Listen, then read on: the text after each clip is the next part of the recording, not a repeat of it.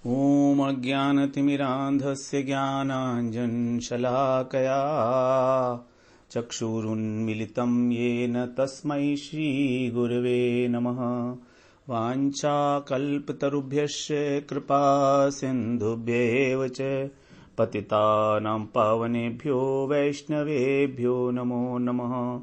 नमो महावदान्याय कृष्ण प्रेम प्रदायते कृष्णाय कृष्ण चैतन्य नाम्ने गौरत्विषे नमः।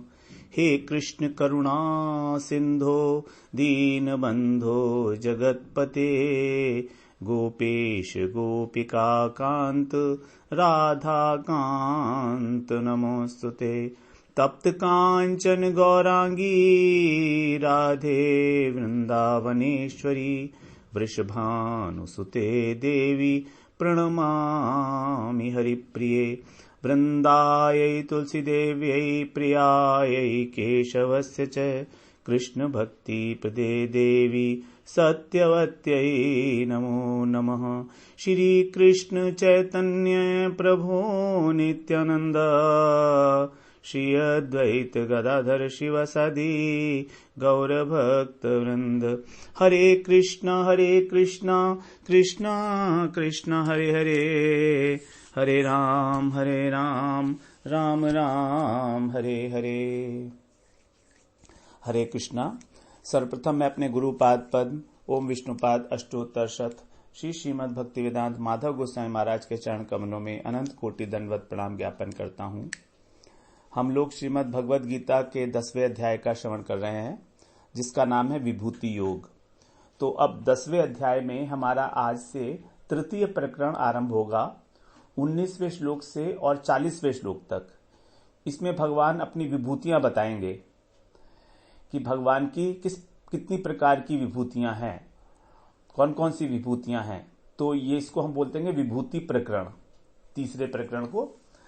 तो इसमें कह रहे हैं, अब भगवान बोल रहे हैं, श्री भगवान उवाच हंत ते कथयिष्यामि दिव्यात्म विभूतयः प्राधान्यतः कुरु श्रेष्ठ नास्त्यन्तो विस्तरस्य मे। भगवान यहां पर अर्जुन की प्रार्थना को स्वीकार कर रहे हैं और यहां से अपनी विभूतियों को और योग को कहेंगे, क्योंकि अर्जुन का प्रश्न था ना कि आप अपनी विभूति को और योग को बताइए। भगवान ने कहा भी था कि जो मेरी विभूति को और योग सामर्थ्य को जान लेता है तत्वतः, वो अविकम्पेन योग के द्वारा, अविकम्प योग के द्वारा मुझसे जुड़ जाता है, उसमें कोई संशय नहीं है। भगवान ये कह आए हैं। तो अब अर्जुन की जिज्ञासा हुई कि भगवान की ये योग सामर्थ्य और विभूतियां क्या है उसको जाना जाए। तो अब भगवान कह रहे हैं, श्री भगवान उवाच, भगवान बोले, श्री भगवान बोले, हंत, हंत का मतलब है हाँ ठीक है, स्वीकार करने के अर्थ में यहां पर हंत का प्रयोग किया गया है। हाँ ठीक है, क्योंकि अब भगवान अर्जुन के ऊपर कृपा कर रहे हैं ये बताकर, तो कृपा के अर्थ में है स्वीकार करना भगवान का। मैं अपनी दिव्य विभूतियों के लिए, ते मने तेरे लिए, हंत ते मने तेरे लिए, कथयिष्यामि मने कहूंगा, दिव्या ही आत्म विभूत है, आत्म विभूत है, मेरी जो आत्म विभूति है, मेरी जो अपनी दिव्य विभूति हैं, मैं उनको तेरे लिए कहूंगा। कैसे कहूंगा? प्राधान्यतः, प्रधानता से, मतलब जो प्रधान विभूतियां हैं उनको ही कहूंगा। विभूतियां तो मेरी अनंत हैं, लेकिन मैं सबको कह नहीं सकता, इसीलिए तुमको प्राधान्यतः, प्रधानतः कहूंगा, संक्षेप में कहूंगा।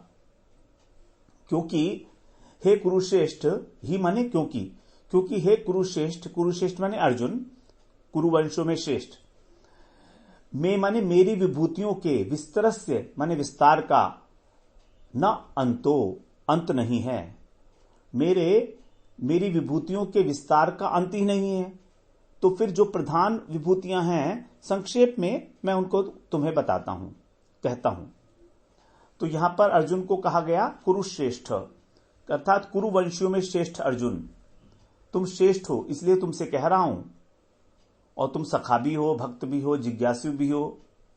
तो यहां पर अर्जुन को कुरुश्रेष्ठ कहने का अर्थ है क्योंकि कौरव और पांडव दोनों ही कुरुवंशी हैं, दोनों ही कुरुवंशी हैं, लेकिन पांडवों के लिए अलग से पांडव की संज्ञा दी गई, क्योंकि वो पांडु के पुत्र थे, उनको आइडेंटिफाई करने के लिए अलग, इसलिए। और कौरवों को, कुरुवंशियों को कौरव कह दिया गया। लेकिन वास्तव में देखा जाए तो अर्जुन भी कौरव ही है, लेकिन क्योंकि कौरव पांडव को अलग अलग करना है, इसीलिए। क्योंकि वहां धृतराष्ट्र ने यह प्रश्न पूछा था, माम का पांडवाश्चैव, कि पांडवों के पुत्रों ने क्या किया, इसलिए। अब यहां पर भगवान का कहने का मतलब है प्राधान्यतः, मतलब प्रधान प्रधान विभूति। जबकि अर्जुन ने भगवान से प्रश्न पूछा था कि आप अशेषेण, अशेषेण मतलब विस्तार से अपन विभूतियों को वर्णन करो। क्योंकि अर्जुन ने जो कहा था कि आप हमको अपनी विभूतियां विस्तार से बताओ, ये भगवान अर्जुन के मन की आकांक्षा दिखा रहा है। लेकिन भगवान तो जानते हैं ना कि ये युद्ध भूमि है। अब यदि विस्तार से वर्णन किया तो युद्ध का क्या होगा? विभूतियां तो भगवान की अनंत हैं, और वर्णन तो उनका कई युगों में भी नहीं किया जा सकता, भगवान के द्वारा भी नहीं किया जा सकता। तो ये कोई भौतिक पदार्थ तो है नहीं कि गिन के बता दी कि कितनी कितनी विभूतियां हैं मेरे। अनंत ब्रह्मांडों में अनंत अनंत विभूतियां हैं, इसलिए भगवान कह रहे हैं मैं तेरे को प्राधान्यतः ही वर्णन करूंगा। और हंत शब्द आया स्वीकार के अर्थ में, मतलब अर्जुन की प्रार्थना को कृपा पूर्वक भगवान ने स्वीकार किया है। हां ठीक है, मैं बताता हूं अब तुमको। तो और भगवान की विभूतियां कैसी है बताया भगवान ने ही, दिव्य विभूतियां हैं। मतलब भगवान की शक्ति से ही ये विभूतियां उत्पन्न होती हैं। तो विभूतियां प्राकृत भी होती हैं और अप्राकृत भी होती हैं, सभी प्रकार की विभूतियां हैं। लेकिन यहां दिव्य कहने से तात्पर्य है कि जो अत्यंत उत्तम है, जो विशेष विभूतियां हैं, उन विशेष विभूतियों के अंदर जो विलक्षणता है, जो खास बात है, वो उन्हीं विभूतियों को बताऊंगा। क्योंकि सारी ही विभूतियां भगवान की शक्ति से उत्पन्न है, तो सब भगवान का ही रूप माना जाएगा, उसको भगवान से ही एक माने जाएंगे सब। लेकिन भगवान का जो अपना स्वरूप है, वो तो इन विभूतियों से पृथक रूप से भी वर्तमान है, विद्यमान है। स्वतंत्र रूप से भगवान स्वतंत्र भी हैं सब विभूतियों से। वही भगवान को जो स्वरूप है वो ब्रजेंद्र नंदन श्याम सुंदर स्वरूप, ये तो विभूतियों से पृथक है। और विभूतियां अनंत हैं, तो ना तो उन अनंत विभूतियों को संपूर्ण रूप से कोई कह सकता है, ना कोई इनको सुन सकता है। क्योंकि यदि विभूतियों को कह दिया गया अशेषेण, संपूर्णता से, तो फिर वो अनंत नहीं हो सकती। इसीलिए भगवान यहां कह रहे हैं प्राधान्यतः कि मैं उनका वर्णन करूंगा, क्योंकि उनका अंत ही नहीं है। मतलब वो अनंत हैं, ना अंतो अस्ति, उनका अंत नहीं है विभूतियों का। तो इस प्रकार से भगवान ने अपनी विभूतियों के विषय में जो बता रहे हैं, तो पहली बार भगवान ने पहली बात बताई इसके विभूतियों के विषय में अपनी। अब हम 20वें श्लोक को श्रवण करते हैं। अहम आत्मा गुडाकेश सर्वभूताशय स्थितः, अहम आदिश्च मध्यम च भूतानामंत एव च। यहां पर भगवान कह रहे हैं विभूतियों के विषय में 20वें श्लोक से, यहां से एग्जैक्टली भगवान की विभूति शुरू हुई है। 19 में तो भूमिका थी, तो इस श्लोक से और 39 श्लोक तक 82 विभूतियां भगवान बताएंगे हमको, 82 विभूतियां। तो यहां कह रहे हैं गुडाकेश। गुडा का अर्थ होता है, गुडा का माने निद्रा, और ईश माने स्वामी। तो निद्रा को जीतने वाले, निद्रा के स्वामी, अर्थात जिसने निद्रा को अपनी जीत लिया है, जो हमेशा सावधान है। तो अर्जुन को गुडाकेश कहने का अर्थ है कि अब तुम सावधानी से बातें सुनो, क्योंकि तुम गुडाकेश हो। तो हे निद्राचित अर्जुन, संपूर्ण प्राणियों के अंतःकरण में स्थित, सर्वभूत आशय स्थित, आशय माने हृदय, सभी प्राणियों के हृदय में अंतःकरण में स्थित आत्मा मैं ही हूं। अहम आत्मा, अहम मैं आत्मा हूं। हे गुडाकेश, हे निद्रा को जीतने वाले अर्जुन, सभी प्राणियों के अंतःकरण में स्थित आत्मा मैं ही हूं। तथा अहम आदिश्च मध्यम च भूतानामंत एव च, और मैं ही सभी प्राणियों का आदि हूं। मतलब मुझसे ही सभी प्राणियों की उत्पत्ति होती है, उनका मध्य भी मैं हूं, अर्थात उनका पालन भी मैं ही करता हूं, और उनका अंत अर्थात उनका प्रलय, उनका विनाश भी मैं ही करता हूं। तो भगवान सब प्राणियों के हृदय में वर्तमान है और उन्हीं के कारण सबका आदि, मध्य और अंत देखा जाता है। तो गुडाकेश का अर्थ यहां पर हमने बात की निद्रा। निद्रा मतलब तमोगुण, जिसने तमोगुण को जीत लिया है, जो हमेशा जागृत है अपने आत्म कल्याण के प्रति, ऐसा अर्जुन। क्योंकि अर्जुन ने पहले ही प्रश्न पूछा, जब सबसे पहले जब अर्जुन ने सरेंडर किया, आत्मसमर्पण किया दूसरे अध्याय में, तो वहां पर ही अर्जुन ने शिष्यस्ते हम शाधि माम त्वाम प्रपन्नम कहा था कि जिसमें मेरा परम कल्याण हो आप वही बात बताइए मुझको। तो आत्म कल्याण के प्रति जागरूक हैं अर्जुन। ऐसे युद्ध भूमि में जहां की बहुत क्रिटिकल समय होता है एक व्यक्ति का जीवन में, युद्ध भूमि में खड़ा होना, वहां पर भी अब अर्जुन अपनी आत्म कल्याण के विषय में चिंतित हैं। उनकी जीत होगी या उनकी हार होगी, इससे उन्हें कोई ज्यादा सरोकार नहीं है, क्योंकि भगवान उनके साथ में है। तो परमार्थ में सबसे इंपॉर्टेंट वस्तु है जागरूकता। जागरूकता का मतलब है कि हम प्रतिक्षण अपना निरीक्षण करते रहें। यदि हम भजन करते हैं तो हमें निरीक्षण करना होगा कि क्या मेरा अंतःकरण कुछ मात्रा में भी शुद्ध हो रहा है कि नहीं हो रहा।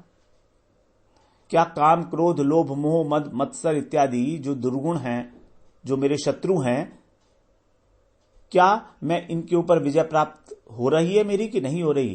कहीं मैं इनका दास बना हुआ तो नहीं हूं? तो जागरूकता परमार्थ में बड़ी आवश्यक है। अभी तक हम लोग सोए हुए हैं मोह निद्रा में।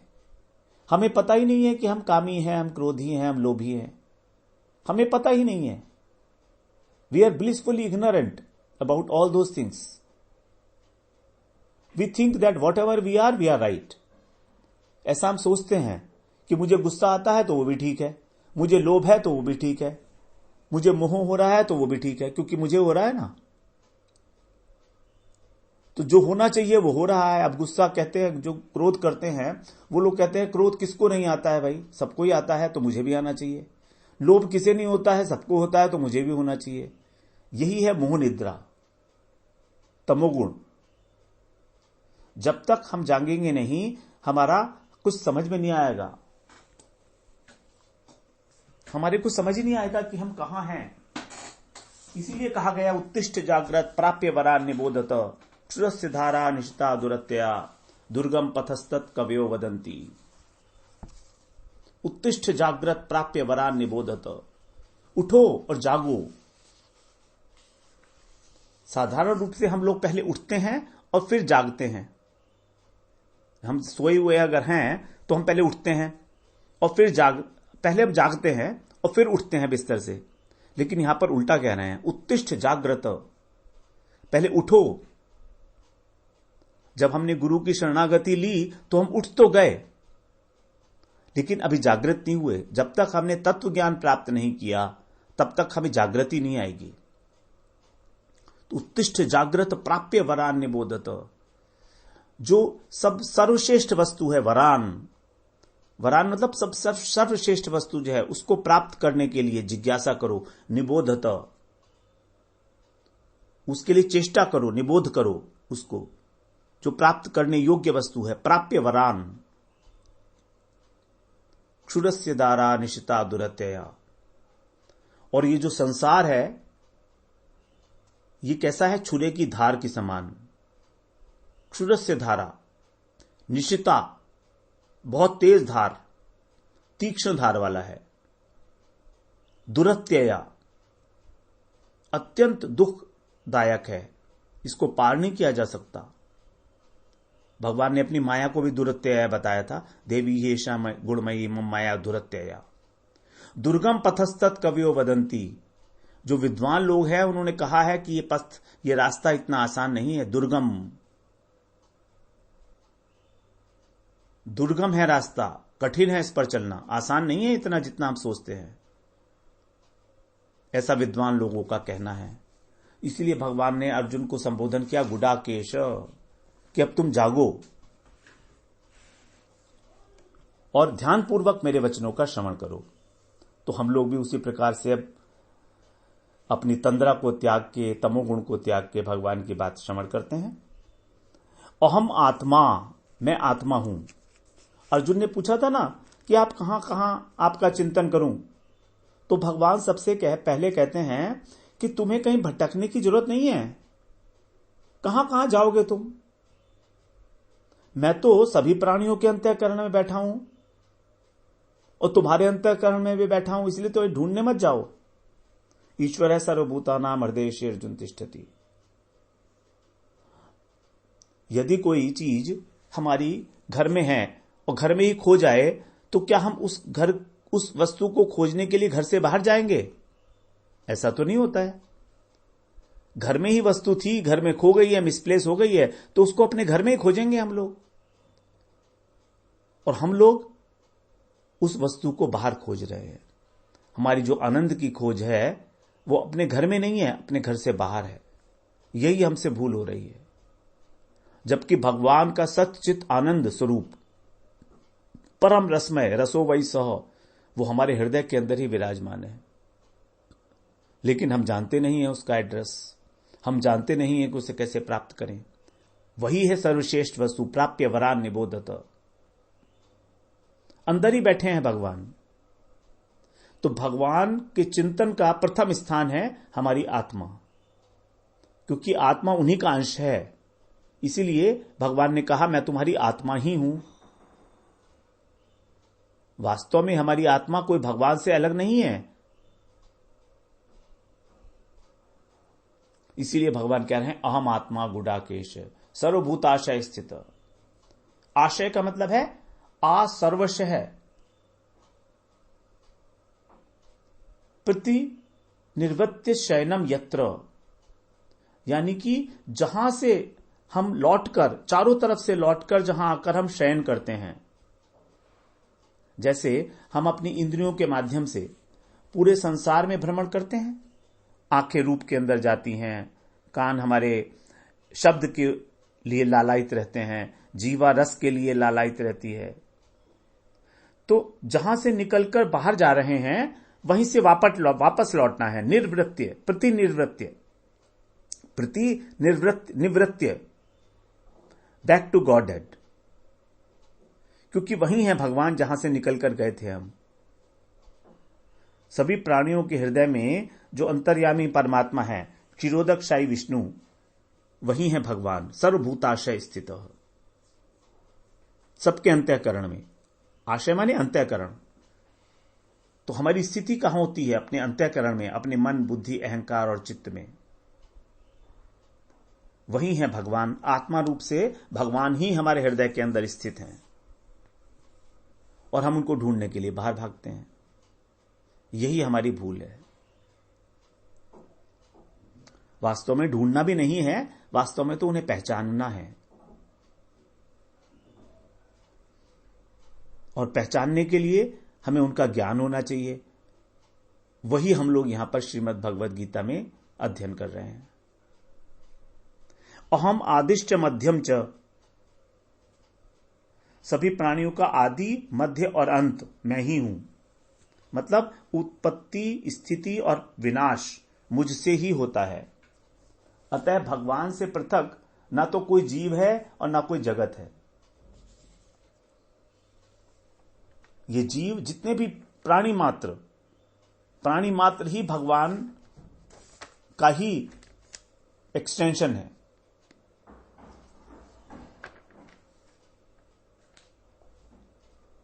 तो इस 20वें श्लोक में भगवान ने बोला कि प्राणियों की आत्मा मैं हूं और प्राणियों का आदि, अंत और मध्य भी मैं हूं।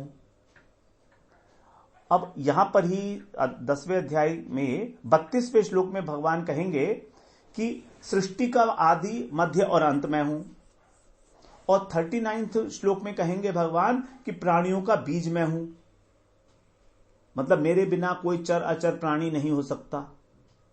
तो इस प्रकार जब अर्जुन ने प्रश्न किया कि मैं आपका चिंतन कहां करूं, किस भाव में करूं, तो अब स्पष्ट हो गया कि भगवान के तात्पर्य का क्या है, भगवान के कहने का तात्पर्य क्या है। यहां पर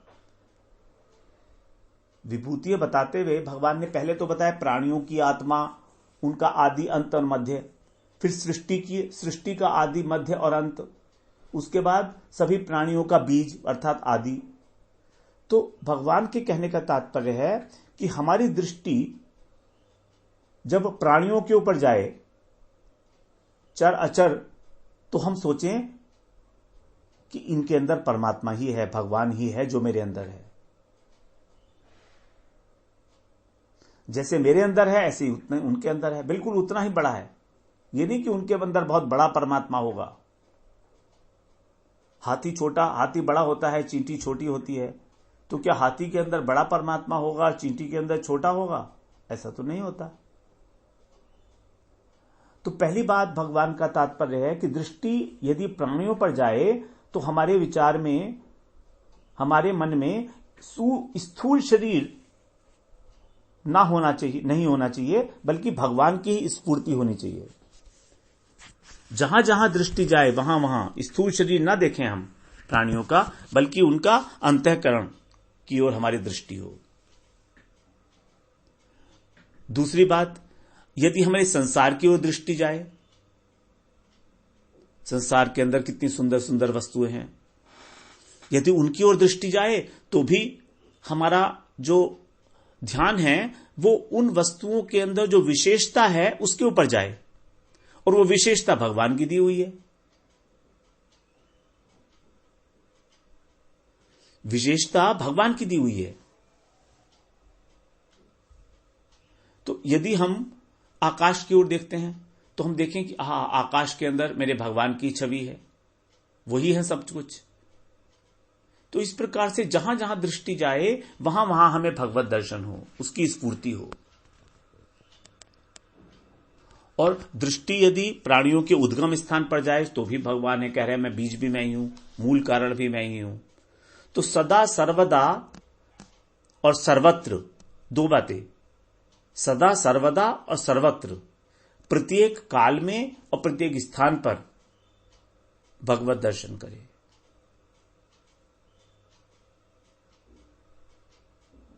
तो इस प्रकार से भगवान ने 10वें श्लोक में बताया, 20वें श्लोक में, 10वें अध्याय के 20वें श्लोक में। अब हम लोग 21वां श्लोक श्रवण करते हैं। क्या कह रहे हैं भगवान? आदित्यानाम अहम विष्णु ज्योतिषाम रविरंशुमान मरीचिर्मरुतामस्मि नक्षत्राणाम अहम शशि। अब यहां से लेके 38वें श्लोक तक भगवान ने षष्ठी विभक्ति का प्रयोग किया है। षष्ठी विभक्ति संबंध कारक होती है, का, के, की इत्यादि, सा, से, सी करके दो अर्थों में इसका प्रयोग किया जाता है षष्ठी विभक्ति का। एक तो वस्तु का निर्धारण करने में अथवा प्रधानता के अर्थ में, वस्तु का निर्धारण करने में, और दूसरा है वस्तु से संबंध दिखाने में। उदाहरण के लिए जैसे इस श्लोक को अगर हम लें, आदित्या नाम अहम विष्णुर ज्योतिषाम रविर अंशुमान, तो प्रथम और द्वितीय चरण में निर्धारण किया जा रहा है कि क्या निर्धारण है कि आदित्य नाम अहम विष्णु, कि सब आदित्यों में मैं विष्णु हूं।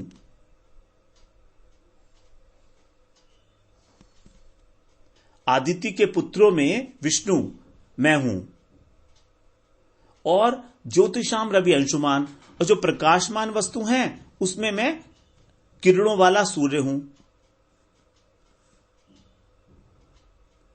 फिर आगे कह रहे हैं इसमें, मरीचिर मरुतामस्मि नक्षत्राणाम अहम शिशि, मैं मरुत गणों में तेज हूं। मरुत गणों का, यहां मरुत गणों में नहीं आएगा, इतना अंतर आ रहा है। मैं मरुत गणों का तेज हूं और नक्षत्रों का अधिपति हूं। समझ रहे हैं ना हम लोग बात को। पहली और द्वितीय चरण में आया आदित्यों में मैं विष्णु हूं, में I am one amongst all of them. लेकिन तृतीय और चतुर्थ चरण में आगरा के, का के, की जो मरुत गण हैं, वायु हैं, उस वायु के अंदर मैं क्या हूं? वायु में मैं नहीं हूं, वायु का तेज मैं हूं, मरीचि मैं हूं। तो यहां पर संबंध दिखाया गया, वायु के साथ संबंध है। और पहला वाला जो है वो वस्तु का निर्धारण किया गया कि 12 आदित्यों में से मैं विष्णु नामक आदित्य हूं, प्रधानता के अर्थ में। उनमें प्रधान जो है वो मैं हूं। तो यहां पर इस प्रकार से सब प्रयोग आएंगे। कहीं पर तो आएगा भगवान कहेंगे कि मैं इन सब वस्तुओं में से ये हूं, तो जो उन सब में मुख्य है भगवान उसकी ओर लक्ष्य करेंगे।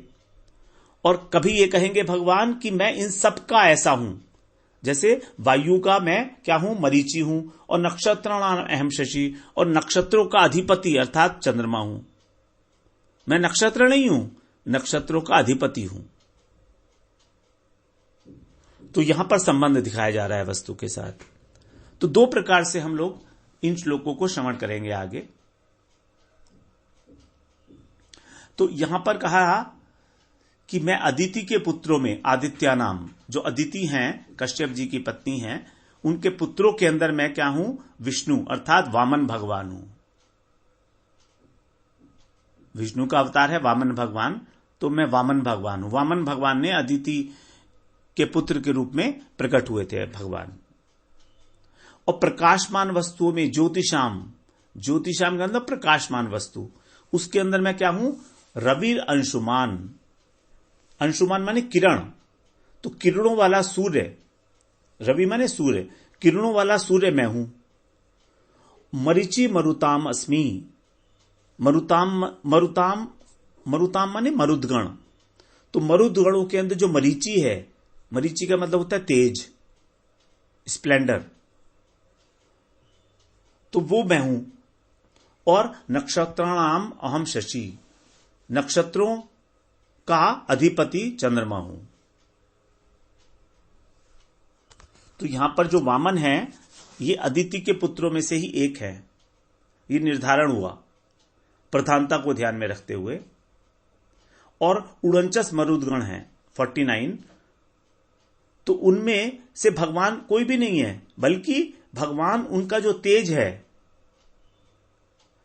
उनका जो सामर्थ्य है, वो भगवान है। उसी प्रकार नक्षत्र 27 होते हैं, तो 27 नक्षत्रों में से भगवान कोई एक नक्षत्र नहीं कह रहे हैं अपने को, बल्कि उन नक्षत्रों का जो भोग करता है, उनका जो अधिपति है, जो ट्रेवल करता है उन नक्षत्रों के अंदर प्रतिदिन, वही है चंद्रमा। क्योंकि चंद्रमा हमारे जो 27 नक्षत्र हैं उनको एक महीने के अंदर ट्रेवल करता है।